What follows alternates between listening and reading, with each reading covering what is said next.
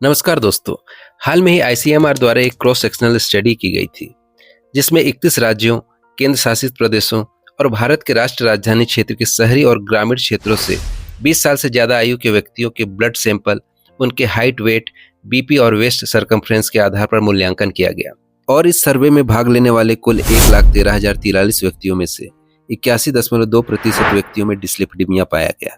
इस सर्वे में ग्रामीण क्षेत्रों से 79,506 और शहरी क्षेत्रों से 33,537 व्यक्तियों को शामिल किया गया था।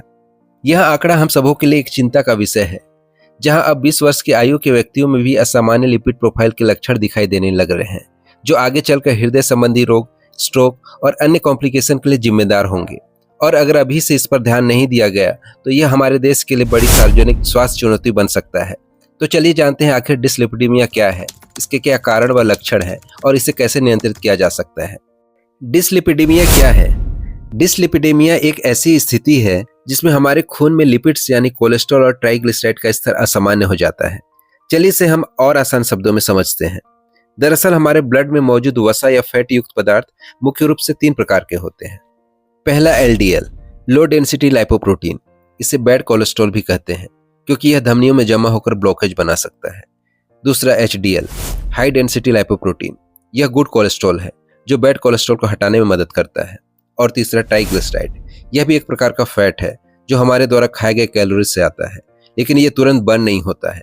यह सेल में जमा होते रहता है, जो ज्यादा होने पर दिल के लिए खतरा बन सकता है।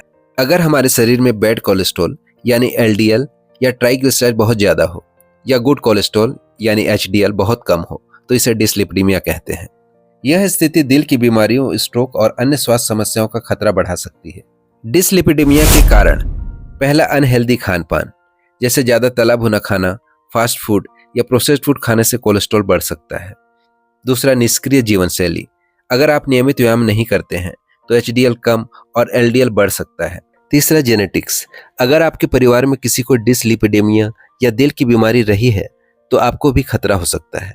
चौथा, अन्य स्वास्थ्य समस्याएं जैसे डायबिटीज, थायराइड, किडनी या लीवर की समस्याएं भी इसका कारण बन सकती है। पांचवा, धूम्रपान और शराब। ये दोनों कोलेस्ट्रॉल के स्तर को बिगाड़ सकते हैं।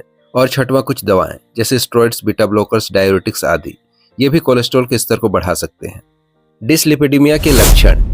डिस्लिपिडीमिया के ज्यादातर मरीजों में कोई स्पष्ट लक्षण नहीं दिखते, इसलिए इसे साइलेंट किलर भी कहते हैं। लेकिन कुछ में कुछ संकेत हो सकते हैं, जैसे सीने में दर्द या भारीपन, थकान या कमजोरी महसूस होना, पैरों में दर्द खासकर चलते समय, त्वचा पर पीले धब्बे जो कोलेस्ट्रॉल जमा होने के संकेत हो सकते हैं। वैसे ज्यादातर केसेस में डिस्लिपिडीमिया का पता लिपिड प्रोफाइल ब्लड टेस्ट कराने पर चलता है, इसलिए नियमित स्वास्थ्य जांच बहुत जरूरी है, खासकर अगर आपकी उम्र 30 से ज्यादा है। डिस्लिपिडीमिया का उपचार और रोकथाम। अच्छी बात यह है कि डिस्लिपिडीमिया को नियंत्रित करना संभव है। उसके लिए सबसे पहले स्वस्थ आहार का सेवन करें, जैसे हरी सब्जियां, फल, साबुत अनाज और ओमेगा 3 से भरपूर मछली का सेवन करें। तले हुए खाने और ट्रांस फैट से बचें। नट्स, ओट्स और फाइबर युक्त भोजन को अपने डाइट में शामिल करें। दूसरा, नियमित व्यायाम करें। रोजाना 30 मिनट की वॉक, योग या कोई भी शारीरिक गतिविधि एचडीएल यानी अच्छे कोलेस्ट्रॉल को बढ़ा सकती है। तीसरा, वजन नियंत्रण करें।